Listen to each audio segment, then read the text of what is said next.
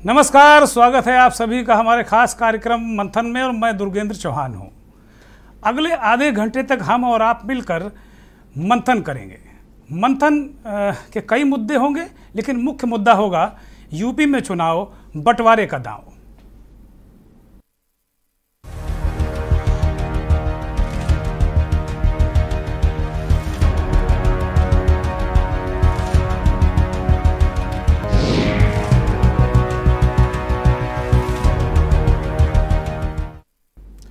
उत्तर प्रदेश में 2022 के लिए चुनावी रणभेरी बज चुकी है। राजनीतिक सेनाएं मैदान में हैं। भारतीय जनता पार्टी दोबारा यहां सिंहासन पाने के लिए हर चाल चलने को तैयार बैठी है। यूपी में विपक्ष भी अपने अपने सुर में है। इसी बीच एंट्री हुई है असदुद्दीन ओवैसी की। ओवैसी साहब AMIM के मुखिया हैं और उत्तर प्रदेश में तकरीबन 19% मुसलमानों में हलचल बढ़ गई है ओवैसी साहब की यूपी में एंट्री से। ओवैसी के निशाने पर सबसे ज़्यादा समाजवादी पार्टी के मुखिया अखिलेश यादव हैं, क्योंकि सबसे अधिक मुस्लिम वोट सपा को ही अब तक मिलते रहे हैं। जो 29% वोट लगभग समाजवादी पार्टी का है, उसमें समाजवादी पार्टी जो 39% जो 40-39% जो वोट पिछली बार अब तक बीजेपी को मिलता रहा है। भारतीय जनता पार्टी के जो मुकाबले में एक जो इंटैक्ट वोट समाजवादी पार्टी के पास है, वो कहा जाता है कि 14-15% वोट उनको मिलता रहा है मुस्लिमों का। तो यही हालत है कि समाजवादी पार्टी सबसे ज़्यादा ओवैसी साहब के निशाने पर है।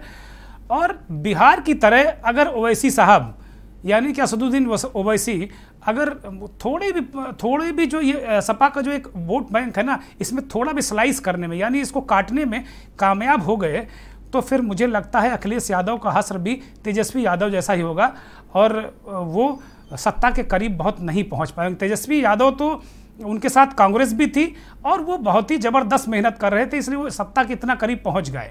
लेकिन यहाँ कुछ स्थिति अलग होने वाली है और मुझे लगता है कि जो वोटों पर जो दांव लग रहा है वो मुसलमानों, यूपी का जो चुनाव है, जो हम इस मुद्दे पर सबसे ज़्यादा आज हमारा फोकस होगा कि ये जो दांव है ना, ये मुसलमानों पर ही दांव है, जिस दांव की हम बात कर रहे हैं। और इस दांव से अगर ओवैसी का दांव कामयाब रहा तो भाजपा को सबसे ज़्यादा फायदा होगा। कई बार कांग्रेस के नेता और अन्य दलों के लोग भी ओवैसी को भाजपा की बी टीम कहते हैं, कोई वोट कटवा कहता है। इस बात का दर्द बहुत है ओवैसी साहब को। हमने देखा कि बिहार की कई चुनावी सभाओं में या यूपी में भी जब कहीं आए तो इस बात का वो जिक्र करते हैं। अभी जो उनका दौरा था वो आज ख़त्म हुआ है। ये शुरू हुआ है फैजाबाद के रुदौली से। ये ओवैसी साहब कहते हैं फैजाबाद, हम नहीं कह रहे हैं। अब वो अयोध्या हो चुका है, लेकिन वो अयोध्या कहने से थोड़ा परहेज करते हैं। तो अयोध्या में उन्होंने रुदौली से एक हुंकार भरी। ये मुसलमानों का काफ़ी बड़ा पॉकेट है यहाँ पर आसपास। उसके बाद वो सुल्तानपुर गए। सुल्तानपुर की सांसद मेनका गांधी हैं, वहाँ गए और वहाँ भी मुसलमानों को ललकारा, यूँ कहें उनको चेतावनी दी कि भाई आ जाओ मैदान में, वरना तुम लोगों का हश्र बहुत अच्छा नहीं होने वाला है। शाम तक वो बाराबंकी में पहुँच गए, दोपहर बाद बाराबंकी में पहुँचे और उन्होंने यहाँ बाराबंकी में ओवैसी साहब ने मुसलमानों को डराया। तो ये डर की पॉलिटिक्स है ना, ये बड़ी ज़बरदस्त है। यही बात कहते हैं ये लोग, जो नेता लोग हैं ना, ये कहते हैं डर के आगे जीत है। इनका जो फार्मूला ये है कि डरेगा मुसलमान तो जीत इनकी होगी। अब मुझे याद आता है जिस अंदाज में वो बोल रहे हैं ओवैसी साहब, जरा उनको सुन लेते हैं, फिर जरा समाजवादी पार्टी के एक फायर ब्रांड नेता जो इन दोनों अस्वस्थ चल रहे हैं उनसे हम ओवैसी की तुलना भी करेंगे। ट्रिपल तलाक का कानून लाया गया पार्लियामेंट में। कौन खुलकर बताया कि ट्रिपल तलाक का कानून जो नरेंद्र मोदी बना रहे हैं वो भारत के संविधान के खिलाफ है। नरेंद्र मोदी बड़ा दावा किए कि मैं मुस्लिम महिलाएं मेरी बहनें हैं, मैं अपनी बहनों को इंसाफ दिलाना चाह रहा हूं। किसके पार्लियामेंट में खड़े होकर कहा कि भारत में यकीनन महिलाओं से नाइंसाफी होती है, मगर नाइंसाफी उन लोगों से भी होती है जो शादी कर अपनी बीवी को छोड़ देते और अपने घर में नहीं रही। तो देखा आपने किस तरीके से ओवैसी साहब ललकार रहे हैं। वो कह रहे हैं कि भाई सबसे बड़े रहनुमा हम ही हैं, सबसे बड़े हिमायती हम ही हैं। और जो उनकी तकरीर का अंदाज है ना, वो सियासी कम धार्मिक ज़्यादा लगता है मुझे। शुरू से पता नहीं क्यों ऐसा लगता है कि जो ओवैसी साहब का तकरीर करने का अंदाज है वो सियासी कम लगता है, उकसाने वाला मुझे ज़्यादा लगता है। मुझे आज से 20-25 साल 30 साल पहले जब समाजवादी पार्टी के नेता जो आजम खां साहब हैं, उनका जब उदय हो रहा था तो उनकी जनसभाओं को मैंने उनकी जनसभाओं को कवर किया, तो उसमें ये पुट मिलता था। वो कहा करते थे कि भाई हम मुसलमान तो पाकिस्तान जा रहे थे, गांधी जी ने रोका, मौलाना साहब ने रोका, इस तरह की बातें वो करके, और जब लंबी सांस वो खींचते थे ना, तो स्थिति ये होती थी कि भीड़ से तमाम तालियां और नारे भी लगते थे। तो वही उसी तरीके का माहौल क्रिएट करने की कोशिश की जा रही। समाजवादी के जो आजम खां साहब हैं, जो फायर ब्रांड नेता, और एक तरीके से उन्होंने एक दौर में मुस्लिम वोटों को बांधे रखा समाजवादी पार्टी के लिए, इसमें कहीं कोई संदेह नहीं है। लेकिन अब आजम खां का ये दौर है नहीं, ये अलग तरीके की ध्रुवीकरण है। राजनीतिक पंडित कहते हैं कि पिछले चुनाव में, ये चुनाव से पहले अगर आजम खां, जब अखिलेश यादव की सरकार थी, 17 का जो चुनाव हुआ, अगर आजम खां कब्रिस्तान की दीवारें ऊंची नहीं कराते तो शायद समाजवादी पार्टी का हश्र इतना ख़राब नहीं होता। ये कहते हैं लोग, ये हमारा ओपिनियन नहीं है, ये लोग कहते हैं। बाराबंकी में खम ठोक कर ओवैसी ने मुसलमानों को ललकारा, डराया और ये कहा कि देखो अब साथ में आ जाओ, हम आ गए हैं सबसे बड़े रहनुमा, हम आपके सबसे बड़े रहनुमा हैं। अभी हो सकता है 1-2 लोग और आ जाएं रहनुमाई करने, लेकिन वो इस समय मुसलमानों को सबसे बड़े रहनुमा कह रहे हैं अपने आप को, और वो मुस्लिमों को टारगेट कर रहे हैं। हमारे संवाददाता रजी ने कुछ वहाँ का गुणागणित देखा, समझा, आपको भी बता रहे हैं रजी। ये बताइए कि कितना असर पड़ेगा जो ओवैसी आज आए और उन्होंने निशाना साधा।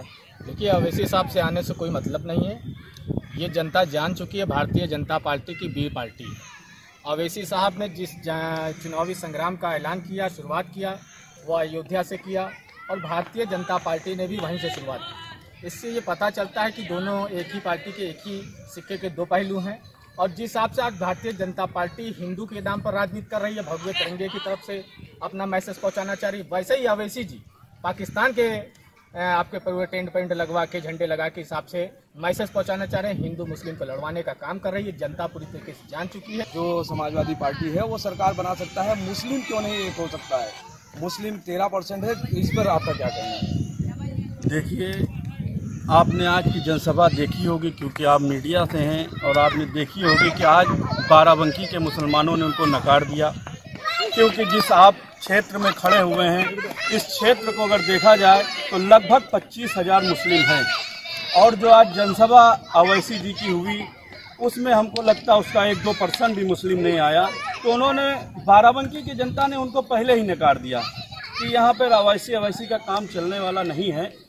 और रही बात 11% की, देखिए ये पता है सभी को कि अगर किसी पार्टी ने मुसलमानों के हक की बात की है, मुसलमानों की लड़ाई लड़ी है, नहीं हो,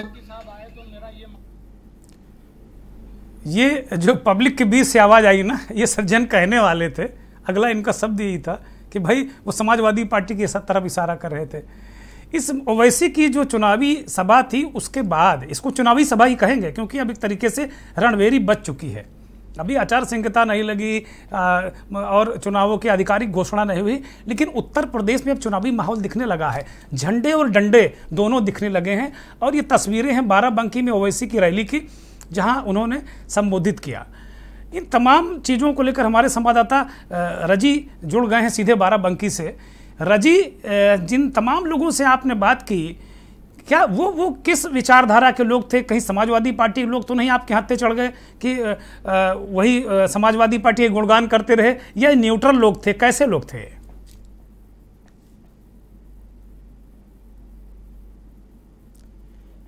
रजी की आवाज़ हम तक नहीं पहुंच रही है, रजी की आवाज़ ठीक की जाए। लेकिन जिस तरीके से हमने सुना, पब्लिक को हमने सुना, जनता को हमने सुना कि जनता क्या कह रही है, तो वो कह रहे हैं ओवैसी साहब की दाल गलने वाली नहीं है। बाराबंकी, सुल्तानपुर, रुदौली, उनकी दाल गलने वाली नहीं है। एक बड़ी पते की बात वो कह रहे हैं, जो भीड़ के बीच से जो आवाज़ आई कि ये अयोध्या से ओवैसी साहब भी शुरू कर रहे हैं, बीजेपी ने भी अपना जो केंद्र बिंदु रखा है राजनीति का, चुनावों का, तो वो अयोध्या ही रखा है। तो वो कह रहे हैं कि भाई बीजेपी और उनमें कोई बहुत अंतर नहीं है ओवैसी साहब में। तो मुझे लगता है कि ये बात थोड़ी सी एक अजीब सी लगी। और जो कह रहे हैं कि ओवैसी साहब की दाल यहाँ गलने वाली नहीं, ये लोग कह रहे हैं। मुझे लगता है रजी जुड़ गए हैं क्या? रजी, अगर आप मुझे सुन पा रहे हो तो ये मेरा सवाल है कि जिन लोगों से आपने बात की वो न्यूट्रल लोग थे क्या? समाजवादी पार्टी के इन्फ्लुएंस में थे या न्यूट्रल लोग थे? किस तरह के लोग थे जो इस तरह की आवाज़ आ रही कि ओवैसी साहब की वहाँ दाल गलने वाली नहीं है? रजी जी, आपको बता दें कि आपने ये सही कहा कि जो लोग थे वहां पे, तो कहीं ना कहीं कोई समाजवादी विचारधारा से ताल्लुक रखता था और कोई कांग्रेस से। तो जो जिस विचारधारा से जुड़ा था वो उस हिसाब से बोल रहा था, और उन्होंने अपने तथ्य रखे कि समाजवादी पार्टी कार्यकर्ताओं का कहना था या उन लोगों के समर्थन का कहना था कि यहाँ पे दाल गलने वाली नहीं है। और जो आज रैली हुई है वो पूरी विफल रही है। कांग्रेस के भी जो और जो उनसे जुड़े हुए थे उन लोगों का भी यही कहना था कि ओवैसी जो है बी पार्टी है और ये भाजपा के लिए काम कर रही है। जी रजी, एक ब्रेक के लिए रुक रहे हैं इस वक्त, और जब ब्रेक से वापस आएंगे तो रजी से कुछ बातें और भी पूछेंगे, एक दो सवाल और करेंगे और उसके बाद फिर अगले विषय पर जाएंगे।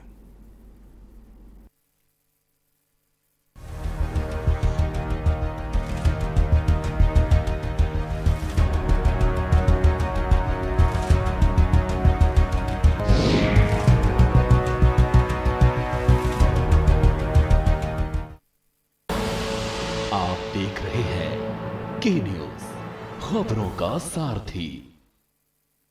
जुबान के लिए उड़ चला गैरों की ज़मीं पर, खुशबू अपने पन की ढूंढता। दूर कितना भी जा, इस जुबान से दूर ना जा पाओगे। विमल, बोलो जुबान केसरी। आप देख रहे हैं के न्यूज़, खबरों का सारथी।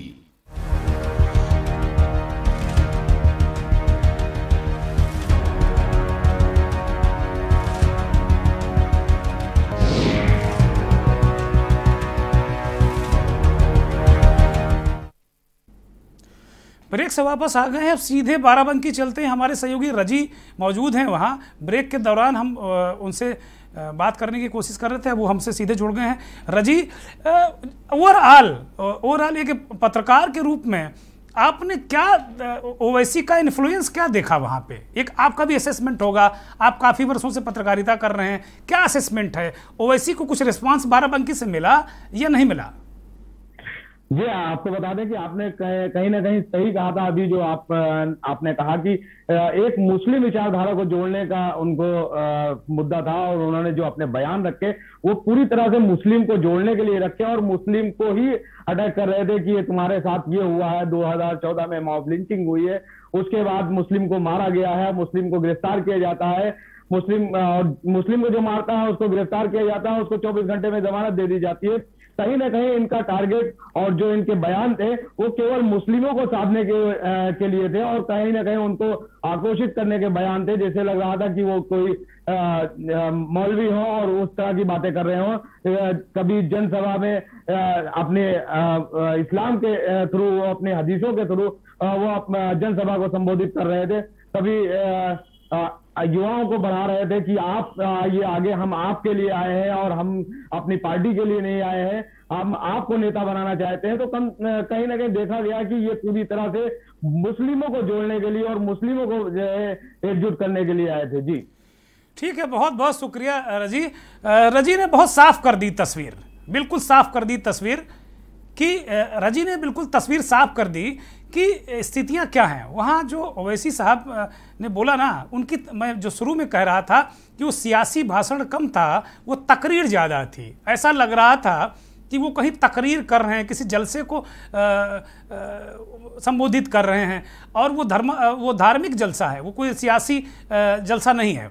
तो इस तरीके का एक वो, जैसा कि रजी ने कहा कि वो हदीस की बात कर रहे थे, उकेर रहे थे, मॉब लिंचिंग की बात कर रहे थे, तमाम बातें कर रहे थे, 2014 की उन्होंने बात की, तो उस समय कहाँ थे भाई आप? ओवैसी साहब, ये मेरा सवाल है आपसे कि आप उस समय कहाँ थे? क्या भारत में नहीं थे आप? उत्तर प्रदेश नहीं आ सकते थे आप? जब चुनाव आ गया तो आप उनको 2014 याद दिला रहे हैं, मुजफ्फरनगर याद दिला रहे हैं, ये कोई बात नहीं होती है। खैर, ओवैसी के निशाने पर अखिलेश यादव हैं, लेकिन अखिलेश यादव ये जो ओवैसी के बाउंसर हैं ना, इनको डक कर जाते हैं। मैनपुरी में जब उनसे सवाल ये किया गया ओवैसी को लेकर के, ओवैसी साहब आ गए हैं, तो अखिलेश बाबू ने क्या फरमाया, यानी कि भैया जी हमारे, आप जरा सुनिए। सवाल सबसे बड़ा ये है, बीजेपी की 2 सरकारें हैं, एक दिल्ली की और एक उत्तर प्रदेश की। ये डबल इंजन की सरकार के हमें लगता है ड्राइवर भाग गए हैं, या इनके जो डबल इंजन की सरकार को चलाने वाले लोगों को विकास दिखाई नहीं दे रहा, न विकास करना चाहते। आज मैनपुरी की जनता जानना चाहती है कि मैनपुरी में कौन सा बड़ा विकास कार्य हुआ है जिससे किसानों को लाभ मिल रहा हो। एक बहुत बड़ी मंडी बन रही थी एक्सप्रेसवे के किनारे जिला मैनपुरी में, करहेल विधानसभा में, वो मंडी आज भी अधूरी है, पूरी नहीं होने दी सरकार ने। तो ये बात सपा की यही पूरी हो गई। अखिलेश यादव इस बात को बार बार कहते हैं, तमाम जगह कहते हैं, हर सवाल के जवाब में यही कहते हैं कि भाई बहुत सारे लोग आ रहे हैं, उत्तर प्रदेश बहुत बड़ा है, वो कोई महत्व तो बहुत ज़्यादा वो ओवैसी को देते होते नहीं है, साफ बात है। बात बसपा की कर लेते हैं। बहुजन समाज पार्टी की जो 2007 में मनसा थी, उसके दम पर वो सत्ता में आई थी बहन कुमारी मायावती। इस बार भी उनके मंसूबे इसी तरीके के हैं कि दलित, मुस्लिम और ब्राह्मण, ये गठजोड़ का इस्तेमाल करके वो सत्ता में पहुंचने के मंसूबे पाले हुए हैं। अब आप देखिए कुल मिलाकर कि ये उनके मंसूबे हैं। लेकिन आज जो खबर आई कि वो जेल में बंद उनकी पार्टी के बाहुबली विधायक मुख्तार अंसारी से बहुजन समाज पार्टी पिंड छुड़ाने की फिराक में है। तस्वीरें, ये मुख्तार अंसारी की फाइल फुटेज हैं जो इसमें चल रही हैं, आप देखें, यही मुख्तार अंसारी हैं। मुख्तार अंसारी से अपना पिंड छुड़ाने की कोशिश कर रही हैं। पिंड छुड़ाना यानी मुक्ति पाना, ये उत्तर प्रदेश की देशज भाषा है, पिंड छुड़ाना। अब उसके बाद स्थिति ये देखने को मिली कि अगर मुख्तार अंसारी से मायावती पिंड छुड़ा लेती हैं और अगर उनको पार्टी से बाहर निकाल दिया जाता है, जिसकी संभावना बहुत ज़्यादा बढ़ गई है, क्योंकि बहुजन समाज पार्टी अपना चेहरा साफ करना चाहती है। बहुत सारे माफियाओं को, गुंडों को पार्टी में शामिल किया, फिर बाद में उन्हें निकाला, उन्हें जेल भिजवाया। एक अजब तरीके का ये दौर चला था जब बहन कुमारी मायावती थी। रमाकांत यादव को पहले उन्होंने पार्टी में आगे बढ़ाया, फिर अपने आवाज़ से गिरफ्तार करवा दिया, सांसद थे, अब इस दुनिया में नहीं है। तो इस तरीके का तमाम जितने बाहुबली माफिया, सबका ठिकाना बसपा होती थी। तो मुख्तार अंसारी के बड़े भाई अफजाल अंसारी सांसद हैं गाजीपुर से, मनोज सिन्हा को हराकर वो चुनाव जीते थे, उनको अभी पार्टी में बना रहने दिया गया है। लेकिन मुख्तार अंसारी की जो रवानगी है लगभग तय मानी जा रही है। बहुत महत्वपूर्ण जानकारी दे रहा हूँ कि अगर मुख्तार अंसारी को बहुजन समाज पार्टी ने बाहर किया तो जो पूर्वांचल है ना, पूर्वांचल का जो एरिया है, वहाँ पर जो मुसलमान वोट है ना, मुझे ऐसा लगता है कि बहुजन समाज पार्टी को इसका भारी नुकसान होगा। एक तस्वीर जो इधर, अब 2 तस्वीरें हैं और बीच में आप मुझे देख रहे हैं, जो बाईं तरफ तस्वीर है वो मुख्तार अंसारी की है और दाएं तरफ उनके सांसद भाई अफजाल अंसारी हैं। तो एक भाई को बाहर का रास्ता, दूसरे भाई को पार्टी में भी स्थान रहेगा, सांसद हैं वो बहुजन समाज पार्टी के। ये बड़ा अजीब जो भाजपा की रणनीति देखने को मिली। और ये तीसरे भाई, सबसे बड़े भाई दाहिनी तरफ दिख रहे हैं, ओम प्रकाश राजभर के साथ सिगबतुल्ला अंसारी, ये सबसे बड़े भाई हैं मुख्तार अंसारी के। दूसरे नंबर पर अफजाल अंसारी और तीसरे नंबर पर मुख्तार अंसारी। तो सिगबतुल्ला अंसारी समाजवादी पार्टी में शामिल हो गए हैं। अब ये अजब कॉम्बिनेशन है। तो मायावती के लिए जो पूर्वांचल में मुसलमानों का वोट जो घसीटने की उन्होंने जो अपने पाले में करने की जो मंसूबे पाल रखे हैं, मुझे नहीं लगता है कि बहुत कुछ इसमें पूरे होने वाले हैं। अगर मुख्तार को भी उन्होंने पार्टी से विदा कर दिया तो ये जाहिर से है कि अफजाल अंसारी भी अपनी जो अफजाल अंसारी भी इस तरह की बातें करा करते हैं, बीच बीच में अपने भाई के लिए पैरवी किया करते हैं, हम देखते रहते हैं। ब्रेक के लिए रुक रहे हैं और इसके बाद फिर पूरे परिवार की कहानी आपको बताएंगे।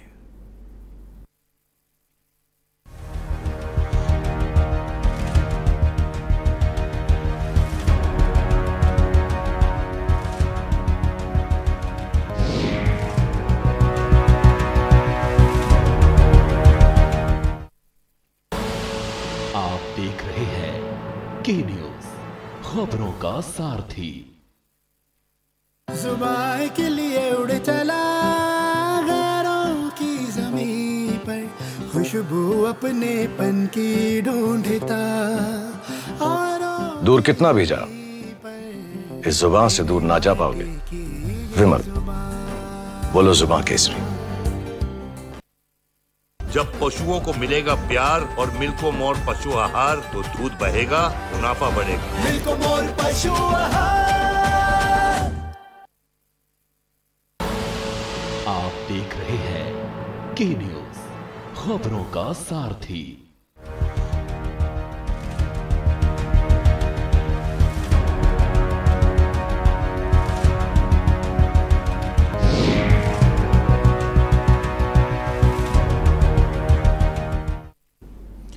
यूपी में चुनाव बंटवारे का दांव, बंटवारा मुसलमानों का। अगर ये वाकई ये बंटवारा होता है तो फ़ायदा किसको होगा? सीधे भारतीय जनता पार्टी को, इसमें कहीं कोई संदेह नहीं है। हम ब्रेक पे जाने से पहले बता रहे थे कि मुख्तार अंसारी, उनके भाई, उनके परिवार की हम आपको कथा क्या बता रहे थे कि सिगबतुल्ला अंसारी जो दाहिनी तरफ दिख रहे हैं सफ़ेद दाढ़ी वाले, सबसे बड़े भाई हैं और ये समाजवादी पार्टी में शामिल हो गए। हाल में नेताजी मुलायम सिंह से मिलाए हैं और नेताजी ने बहुत बाहें फैलाकर सिगबतुल्ला अंसारी का स्वागत किया है।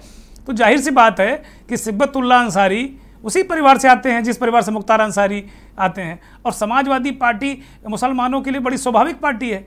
तो यहाँ पर बहुत ज़्यादा बीएसपी की दाल गलने वाली नहीं है।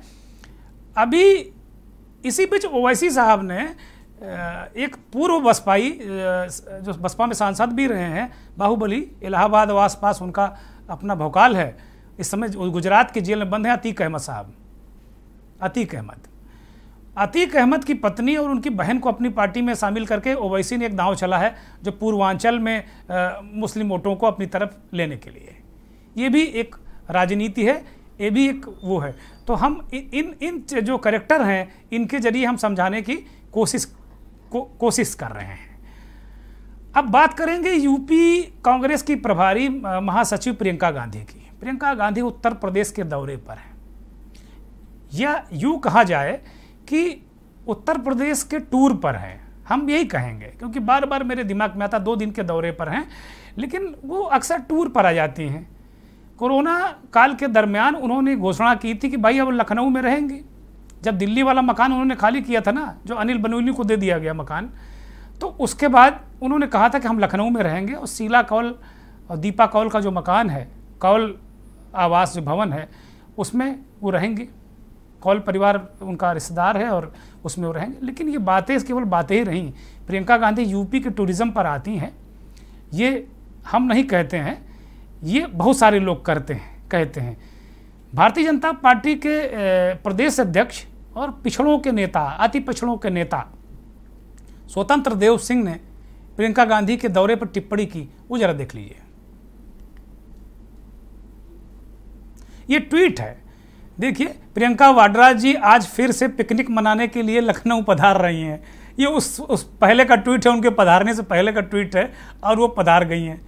तो अब स्थिति ये है कि क्या कांग्रेस खुद अपनी हंसी उड़वाती है? संगठन की बात है, संगठन उस स्तर का है नहीं, तमाम चीज़ें जो आपको जिस तरह चुनाव लड़ने के लिए है नहीं। प्रियंका गांधी जब उत्तर प्रदेश में आई थी तो उन्होंने कहा था कि हम भले ही सरकार बनाने के लिए स्थिति में ना आए, लेकिन हमारे बिना सरकार नहीं बनेगी, यानी बहुत मजबूत स्थिति में हम होंगे। ये बात उन्होंने बार बार उस समय कही थी जब राहुल गांधी अध्यक्ष थे। अब स्थिति ये है कि अजय लल्लू हैं प्रदेश कांग्रेस के अध्यक्ष, उनको लेकर भी जो अगड़े हैं ब्राह्मण ठाकुर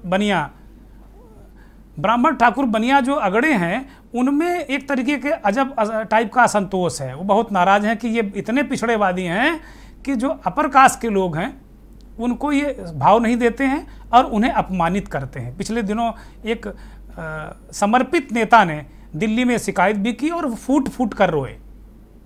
उन नेता का नाम मैं अभी नहीं बताऊंगा।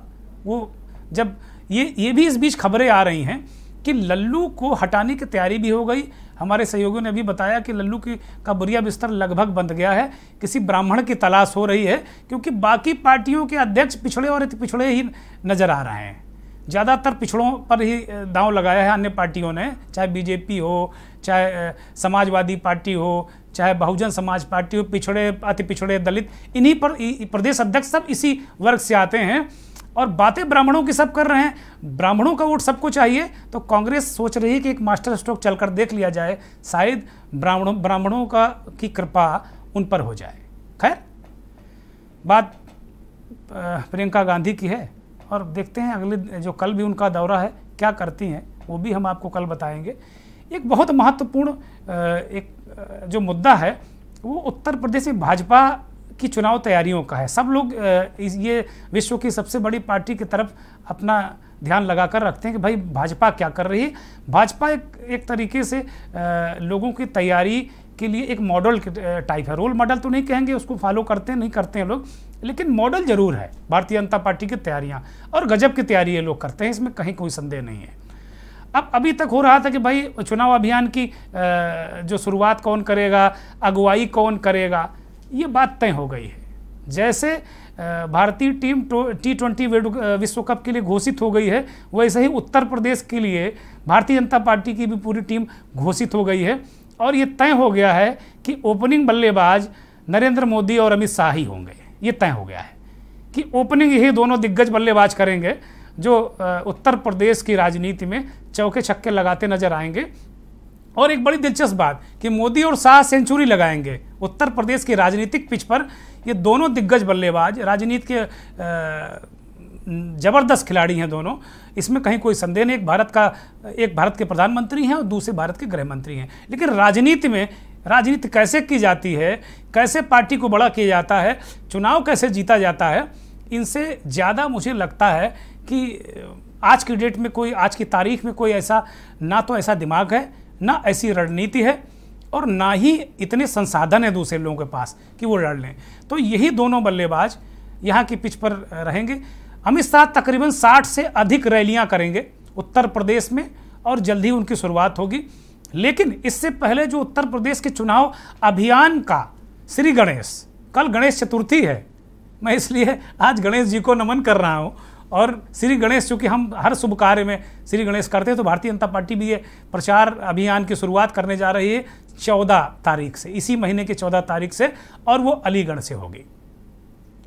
उसके बाद 26 को भी मोदी लखनऊ रहेंगे, और उसके बाद ताबड़तोड़ रैलियां हैं, करीब आप 40 के अल्ले पल्ले नरेंद्र मोदी की भी रैलियां हैं। तो इस तरीके के समीकरण वो साधेंगे, दोनों बल्लेबाज उतर कर आएंगे और देखेंगे। तो अब यहाँ एक फिर ब्रेक की मजबूरी है, हमें इशारा हो रहा है कि ब्रेक ले लीजिए, तो ब्रेक ले रहा हूँ। लेकिन ब्रेक से लौट कर आएंगे तो जो बीजेपी के चुनावी समीकरण है ना, वो भी जरा आपको हम बताएंगे।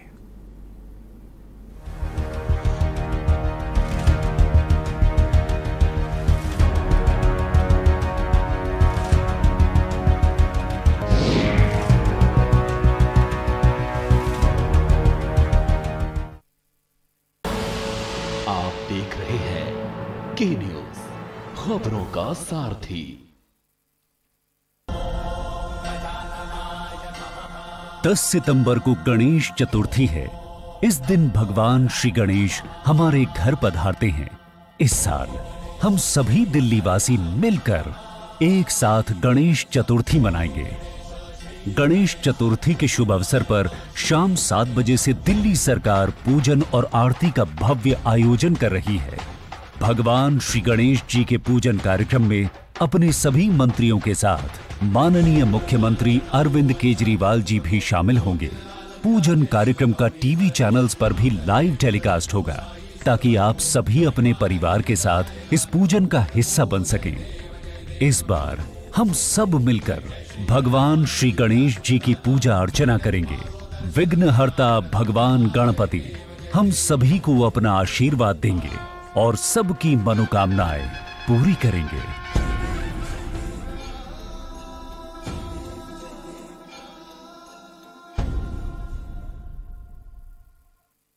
खुदी को आजमाया है तो ये अंदाज आया है, खुदी को आजमाया है तो ये अंदाज आया है। तुम में भी मैं हूं,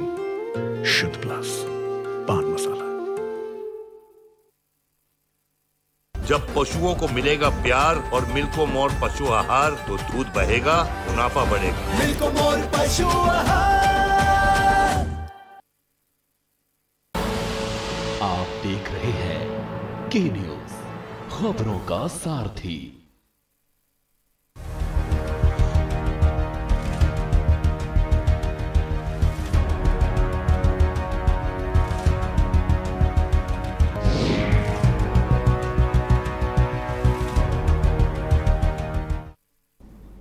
ब्रेक के बाद फिर आपका एक बार स्वागत है। यूपी में चुनाव बंटवारे का दांव। भारतीय जनता पार्टी के दांव की हम बात कर रहे थे कि किस तरीके से भारतीय जनता पार्टी दांव खेलती है और जबरदस्त खिलाड़ी है भारतीय जनता पार्टी, इसमें कहीं कोई संदेह नहीं है। नरेंद्र मोदी और अमित शाह बिल्कुल बैटिंग करेंगे और ओपनिंग बल्लेबाज यही होंगे। जो फर्स्ट डाउन योगी आदित्यनाथ खेलेंगे और उसके बाद फिर केशव प्रसाद मौर्य और तमाम जो बल्लेबाज हैं धुरंधर उत्तर प्रदेश की राजनीति की भारतीय जनता पार्टी के पास, वो आपको बैटिंग करते नजर आएंगे। मौर्य ने अभी से माहौल बनाना शुरू कर दिया है। फतेहपुर में केशव मौर्य ने विपक्ष को क्या कहा वो पहले सुन लीजिए। किसी डॉक्टर से आँख की जांच कराएं, किसी डॉक्टर से ही कान की जांच कराएं, ना उनको दिखाई देता है ना सुनाई देता है। इतने दौर की वार्ता हो चुकी है, इतनी व्यापक वार्ता हो चुकी है, तो विपक्ष चुनाव पंचायत करवा रहा है, विपक्ष किसान आंदोलन के नाम पर चुनाव आंदोलन करवा रहा है। तो यह सब विपक्ष का रचा हुआ खेल है और कोई किसान इनके बहकावे में आने वाला नहीं है, कोई जनता इनके बहकावे में आने वाली नहीं है। लगातार पराजय दर पराजय जो भी विपक्ष में, चाहे कांग्रेस हो, चाहे सपा हो, चाहे बसपा हो, चाहे लोकदल हो। तो प्रसाद मौर्य कह रहे हैं कि भैया ये किसानों के आंदोलन से कोई फर्क पड़ने वाला नहीं है। ये विपक्षी किसानों का आंदोलन करा रहा है, यही पंचायत में बवाल कर रहा है, तो ये कुछ असर वसर नहीं पड़ेगा। सब आंदोलन बिल्कुल जो है ना, ये बिल्कुल कोई मतलब नहीं है इनका। भारतीय जनता पार्टी अपनी रास्ते चलेगी, जैसे चली है वैसे चलेगी, फर्क नहीं पड़ेगा। अब बात कर लेते हैं उत्तर प्रदेश में जो भारतीय जनता पार्टी है वो जाटो समीकरण कैसे बिठाने की कोशिश कर रही है। पश्चिमी उत्तर प्रदेश की अगर हम बात कर लें तो करीब 10 जिले, मथुरा, मेरठ, बागपत, मुजफ्फरनगर, तमाम जो ऐसे ज़िले हैं, ऐसे 10 ज़िले हैं जिसमें आप मुरादाबाद भी है, ऐसे 10 ज़िले हैं, वहाँ पर जाटों की आबादी बहुत ज़बरदस्त है। और 73 ऐसी विधानसभा सीटें हैं जहाँ मुसलमानों के बाद जाटों की संख्या सबसे ज़्यादा है, 17%, 27% मुसलमान है 73 ऐसी सीटों पर, और जो 17% वहाँ जाट है।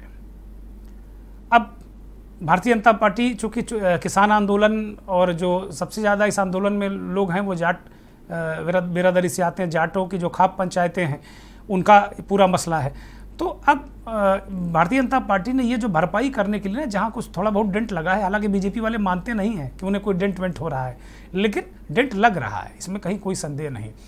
तो उन्होंने जाट महाराजा महेंद्र प्रताप सिंह के नाम से एक स्टेट यूनिवर्सिटी की स्थापना उसी अलीगढ़ में कर दी, उसकी तैयारी पूरी कर ली है, जहाँ अलीगढ़ मुस्लिम यूनिवर्सिटी है। और ये जो दाहिनी तस्वीर आपको दिख रही है, ये राजा महेंद्र प्रताप सिंह, जाट सम्राट महेंद्र प्रताप सिंह। महेंद्र प्रताप सिंह के मसले पर एक एंगल और है, उसका भी बीजेपी चुनावी लाभ पूरा लेगी। ये जाट समीकरण आपको बता रहे हैं, अभी जाटो समीकरण बताएंगे, और उसकी जो तस्वीर है वो इस विंडो में आप जो बाईं तरफ दिख रही हैं, बेबी रानी मौर्य, अभी ताज़ा उत्तराखंड के राज्यपाल से उन्होंने इस्तीफा दिया है और वो चुनाव लड़ेंगी। उत्तर प्रदेश के जो आगरा शहर है वहाँ की कैंट विधानसभा से उनके चुनाव लड़ने की खबरें हैं बेबी रानी मौर्य की। दलित वर्ग से आती हैं, जाटो बिरादरी से आती हैं, तो जाटो समीकरण ज़बरदस्त, पूरा आगरा से लेके, मथुरा से लेके, मेरठ से लेके, बागपत, मुजफ्फरनगर, सहारनपुर तक ये ज़बरदस्त समीकरण है। बीजेपी के रणनीतिकारों ने एक ज़बरदस्त रणनीति बनाई है। जाट राजा महेंद्र प्रताप सिंह के नाम पे एक यूनिवर्सिटी, स्टेट यूनिवर्सिटी वहाँ स्थापित की जा रही है और एक विश्व स्तरीय स्टेट यूनिवर्सिटी होगी। कोशिश ये है कि अलीगढ़ मुस्लिम विश्वविद्यालय से ज़्यादा बढ़िया यूनिवर्सिटी वो बनाई जाए।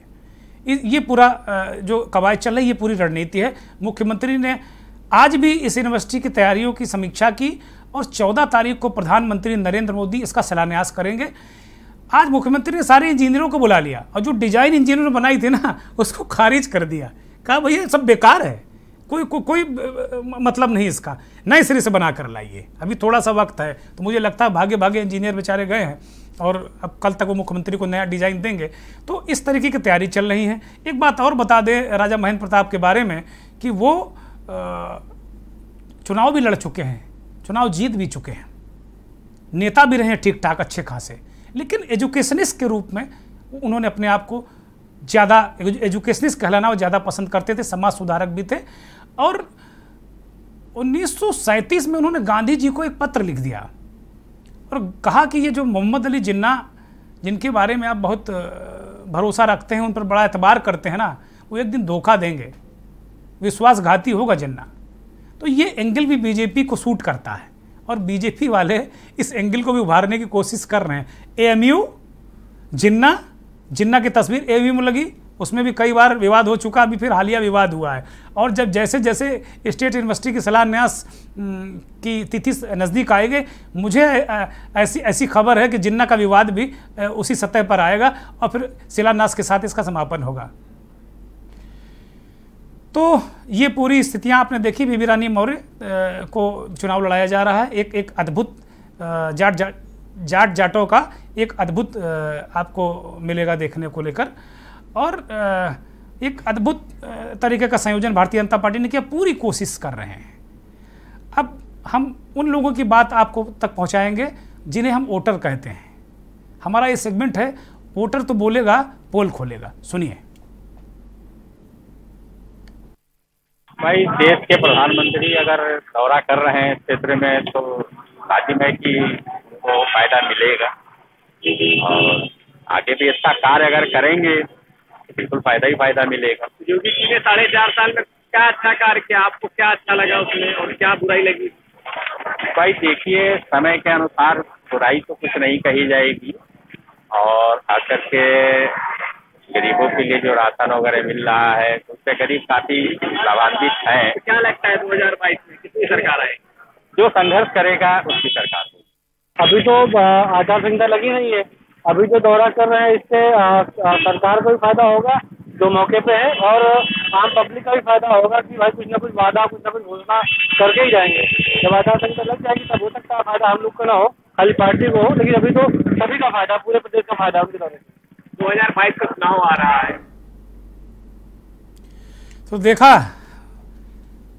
एक जो दादा हैं वो कह रहे हैं कि ठीक है फायदा तो पार्टी को मिलेगा। एक राय तो ये है कि मोदी के दौरों से जो भारतीय जनता पार्टी उसको फायदा जरूर मिलेगा, नो डाउट। नरेंद्र मोदी बहुत बड़ा चेहरा है भारतीय राजनीति का, और भारतीय जनता पार्टी के तो पोस्टर बॉय हैं, कोई सानी नहीं है, भूतो ना भविष्य, तो आज तक कभी ऐसा हुआ नहीं है। जो सफलता भारतीय जनता पार्टी की झोली में नरेंद्र मोदी ने डाली है ना, कभी नहीं, कभी संभव नहीं, भूतो न भविष्य, तो हुआ ही नहीं आज तक। तो निश्चित रूप से बहुत बड़े नेता हैं। लेकिन एक बात जरूर, अभी जो हमारे वोटर जिन्हें हम कहते हैं सुधी वोटर, वो ये बात को कहेगा कि जो मेहनत करेगा वही जीतेगा। लेकिन राशन, गैस ये असर जरूर डालेगी गुरु, इसमें कहीं कोई संदेह नहीं है। तो इसकी काट विपक्ष को देखनी होगी। अब एक ट्वीट के बारे में बात कर लेते हैं। मुख्यमंत्री योगी आदित्यनाथ ने एक ट्वीट किया, पहले वो हम आपको दिखाते हैं, और फिर विपक्ष के सबसे बड़े नेता अखिलेश यादव का उस पर कमेंट क्या आया। योगी जी कहते हैं कि हम जीवन को, जो जीवन के बारे में योगी जी ने कहा है कि हम जितने दिन जी रहे हैं उसके बारे में उन्होंने कहा कि ये महत्वपूर्ण नहीं है कि हम कितने दिन जी रहे हैं, लेकिन हम कैसा जीवन जी रहे हैं ये महत्वपूर्ण है।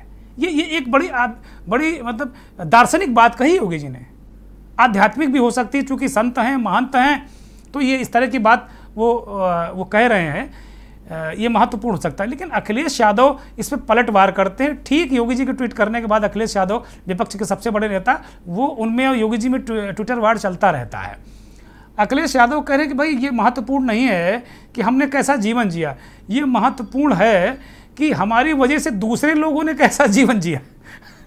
तो वो भारतीय जनता पार्टी और योगी पर निशाना साध रहे हैं कि भाई वो लगातार कह रहे हैं कि इस सरकार ने जीना नरक कर दिया है लोगों का, और लगातार वो हैशटैग अभियान चला रहे हैं सोशल मीडिया में अखिलेश यादव और उनकी टीम कि नहीं चाहिए भाजपा, खत्म भाजपा, तरह तरह के इत्यादि नाना प्रकार के। खैर ये राजनीति है तो इसमें तरह तरह की चीज़ें आती रही। तो इसी तरीके से चीज़ें आपको देखने को मिलेंगी कि राजनीति है। और भैया इसमें तो अभी और जैसे जैसे 2022 के चुनाव की जो तिथि है, जो तिथियां हैं, अभी तिथियां घोषित नहीं हुई, लेकिन जैसे जैसे करीब आएगा 2022 तैसे तैसे उत्तर प्रदेश का माहौल गर्म होगा। गर्म होने से सेंस कि ये थोड़ा सा राजनीतिक दृष्टि से और ज़्यादा आपको चीज़ें देखने को मिलेंगी, रैलियाँ देखने को मिलेंगे, बयान देखने को मिलेंगे, कटा जुझ, यूपी की भाषा में कहा जाए कटा जुझ नजर आएगा आपको। मंथन में आज इतना ही, कल फिर मिलेंगे। नमस्कार।